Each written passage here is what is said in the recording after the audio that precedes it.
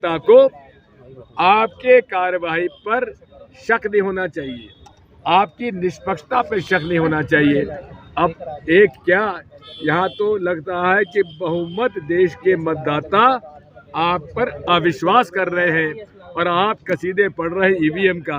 भाई हमें समझ में नहीं आता आप किसके पक्ष में हैं, ईवीएम के पक्ष में है या जनता के पक्ष में? सर ये पार्टी एक बात मैं और बीच में कहना चाहूँगा इसमें, आज जो यहाँ भारी संख्या में वकील और सब लोग इकट्ठे हुए हैं, ये इसलिए हुए हैं कि पूरे देश में अमित शाह जी, मोदी जी, आरएसएस के लोग ये इम्प्रेशन बना रहे हैं कि हमने सुप्रीम कोर्ट और दूसरी अदालतों के ऊपर प्रेशर बना रखा है। इस प्रेशर को दूर करने के लिए पूरे देश की जनता आरएसएस और बीजेपी के सामने खड़ी हुई है और सुप्रीम कोर्ट और देश की सारी जुडिशरी के साथ खड़ी है और उनके बीच में खड़ी है। हम कोई भी हमला जुडिशरी पे नहीं होने देंगे।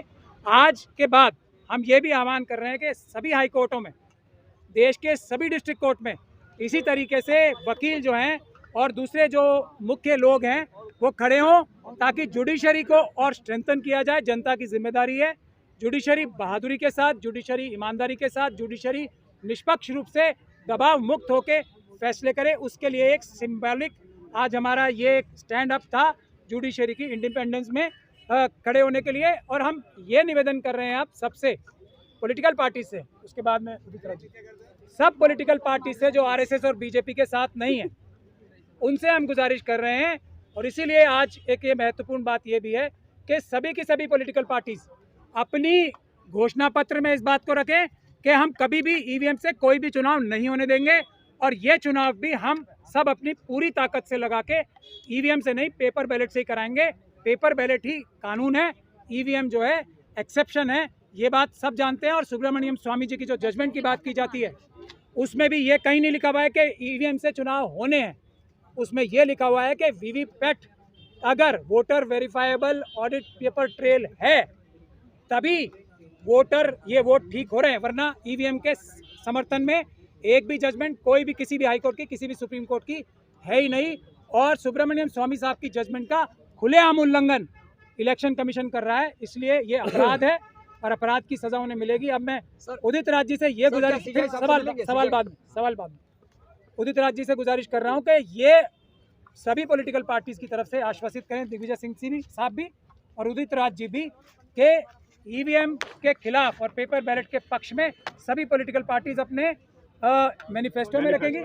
और उसके अलावा बिल्कुल चुनाव आयोग के खिलाफ हम लोगों के साथ, जनता के साथ आगे रहकर ईवीएम का विरोध करेंगे। धन्यवाद पराचा जी। आप कह रहे हैं मैनिफेस्टो में रखने की बात, अभी माननीय दिग्विजय जी से चर्चा हो रही थी।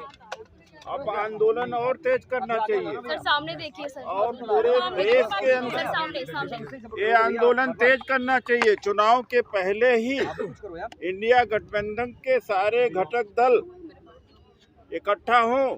बल्कि अभी बात हो रही थी कि अरविंद केजरीवाल जी ने विधानसभा में हाल में कहा ईवीएम से बेईमानी हो रही है, और यही सौरभ भारद्वाज जी थे आम आदमी पार्टी के, विधानसभा में ईवीएम मशीन का डिस्प्ले कराया था कि इसमें से चोरी हो सकती है। तो मैं एक सवाल पूछता हूं मोदी जी से कि जनता अगर आपके साथ में है तो आप बैलेट पेपर से चुनाव करा के देख लो ना भाई, डरे क्यों हो? बैलेट पेपर से चुनाव करा करके देख लीजिए, अगर जनता आपके साथ में है तो। ये क्यों नहीं करते हैं? इसके मतलब कि ईवीएम से चुनाव जीत रहे हैं, और जो भी, वरना जनता इनके साथ में नहीं है। महंगाई है, बेरोजगारी है, उससे जनता त्रस्त है।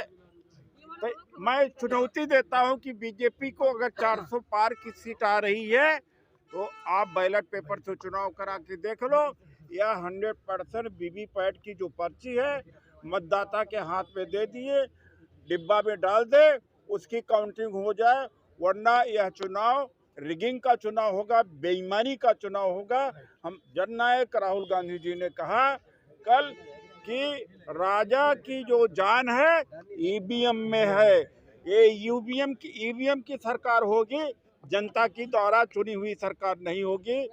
और अब इंडिया गठबंधन की तरफ से एक बड़ा आह्वान होगा ईवीएम मुक्त भारत अभियान घोषणा पत्र में शामिल किया जाएगा ये अभियान। अरे आप घोषणा पत्र की बात कर रहे हैं, उसके पहले हम मैदान में कूद रहे हैं।